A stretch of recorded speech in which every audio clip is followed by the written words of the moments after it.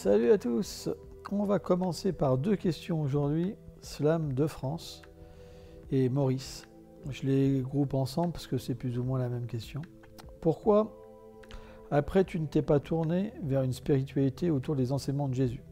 Donc ça, c'est Slam 2 et Maurice. Et pourquoi plus moine de courant asiatique que catholique, juif ou musulman? Alors, je vais répondre très simplement. Pour moi, la vérité, elle est une, mais elle s'exprime à travers différents courants, selon notre nature, notre ambition.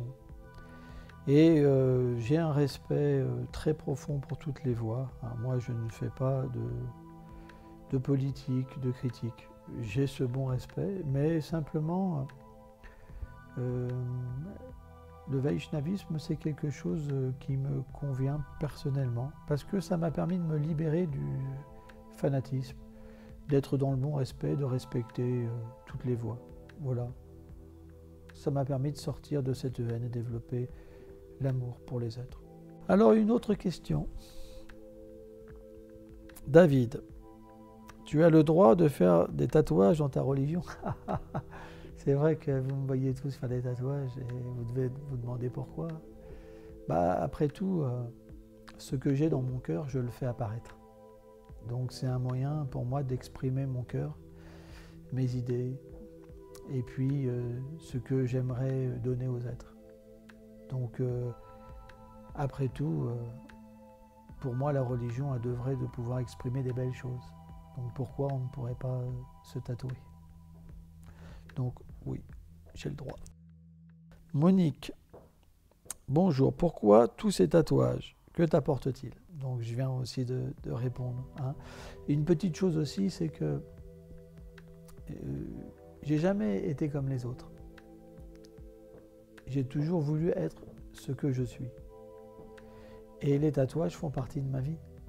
Par exemple, la plupart des religieux, quand ils vont vers une spiritualité, ils arrêtent toutes leurs activités, ils sont dans une caverne. Moi, ce n'est pas du tout mon cas.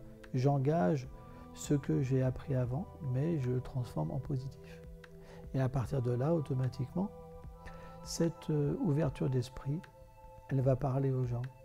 Je dois être avec le peuple, avec mes amis, avec les gens que j'aime, et pas leur faire voir qu'ils sont inférieurs, mauvais. Non. Ces tatouages me permettent d'être avec les êtres, d'être ce que je suis, et aussi à toutes ces personnes de m'accepter comme je suis. Donc pour moi, c'est important. Une autre question de Stéphane. Salut William. Tu joues toujours du rock. Bon, c'était de la Oi à l'époque. La Oi, c'est de la musique skinhead. Mais n'est-ce pas une musique violente? Blague à part, j'écoute toujours de la musique skin. Mais peut-on dire que c'est être raciste, violent, Stéphane? Il y a un principe simple, c'est l'association. Dis-moi qui tu fréquentes, je te dirai qui tu es. Donc ce principe s'accorde avec toute chose. Par exemple, je fais toujours du rock. C'est une musique violente peut-être. Mais c'est ce que j'exprime à l'intérieur et plein d'amour. Donc quand les gens entrent en contact avec mon groupe de musique, ils vont se libérer des sentiments négatifs pour développer des sentiments positifs. Quand j'étais par exemple un skinhead, j'écoutais de la musique super violente avec naturellement des histoires de bagarres, d'idées dures, etc. Et ça me rendait dur. Donc tout est une question d'association. Comment je m'associe? Avec quelle mentalité? Pourquoi? Si j'écoute de la musique pour être violent, je vais devenir violent. Si j'écoute de la musique mais que je désire rester quelque part en paix, alors je pourrai rester en paix. Parce que à travers la musique, je vais pouvoir simplement extraire ce que j'ai besoin. Maurice, revois-tu des personnes avec qui tu étais quand tu étais skinhead? Alors ça m'est arrivé, mais c'est assez rare quand même. Mais je rencontre parfois des gens qui ont été comme moi, qui ont évolué. Et c'est des rencontres particulières parce que j'ai oublié beaucoup mon passé. Il faut comprendre qu'à travers la spiritualité, on efface comme une bande magnétique, parce qu'on ne pourrait pas changer. Et j'ai appris des choses vraiment dures sur moi, quoi, que je pensais même pas, que j'ai complètement oublié, des choses vraiment... ce que je dis aux gens, c'est rien par rapport à ce que j'ai été, et j'ai vraiment... Ça m'a troublé des fois, ça m'a fait mal, quoi, d'entendre tout ça, quoi. Mais bon, voilà, c'est une époque, hein. Qu'est-ce qu'on peut faire? Greg, peut-on pratiquer un sport de combat tout en prônant la non-violence? Alors, on a besoin de se décharger. Parfois, il y a des choses en nous qu'on a besoin véritablement de se séparer. Et faire du sport, c'est un moyen. Quand on frappe dans un sac, on peut frapper pour décharger tout son côté négatif et repartir avec une personne changée. On n'est pas obligé de faire un sport de combat pour être violent. On peut faire aussi un sport de combat pour être non violent, bien sûr. Moi-même, je fais du sport 3-4 fois par semaine. Et pour la santé, c'est important, hein. Mais on doit le faire avec une bonne conscience pour évoluer spirituellement. Pas pour devenir une masse musculaire, impressionner les gens, non. Simplement pour avoir un aspect positif pour les êtres. Ça, c'est important. Et à ce moment-là, le sport ne sera pas du tout un obstacle. Tout est une question de conscience. Deuxième question. Est-il plus facile de pardonner à un ennemi qu'à un ami?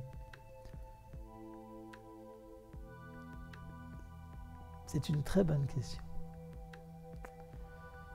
Parce que ça fait beaucoup plus mal d'être trahi par un ami que par un ennemi.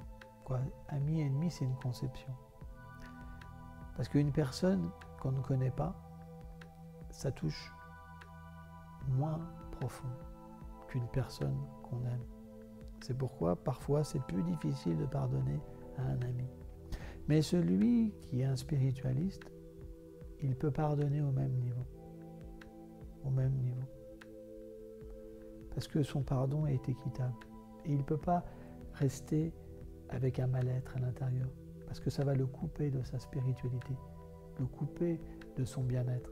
Il va naturellement pardonner. Il ne pourra pas faire autrement. C'est ce qu'on appelle l'influence de la vertu. Et dernière question de Nathalie. Quelle question ne t'a-t-on jamais posée, mais à laquelle tu aurais aimé répondre? Alors là, je ne m'attendais pas à une telle question. Eh bien, Nat, tu me poses une sacrée question, c'est une colle. Parce que je peux répondre à toutes les questions. Peut-être, on ne m'a jamais posé quelle serait mon ambition. Mon ambition, après tout, ça serait de devenir le serviteur de tous les êtres. Et de pouvoir faire en sorte, si on m'en donnait le pouvoir, de permettre aux gens d'arrêter de se battre les uns les autres, entre religions, entre politiques, et leur permettre d'aller vers la spiritualité. J'aimerais véritablement que les gens aillent vers la paix. C'est vraiment mon but, quoi. Mais rien pour moi, pour eux. C'est de cette manière que je serai heureux. Merci beaucoup.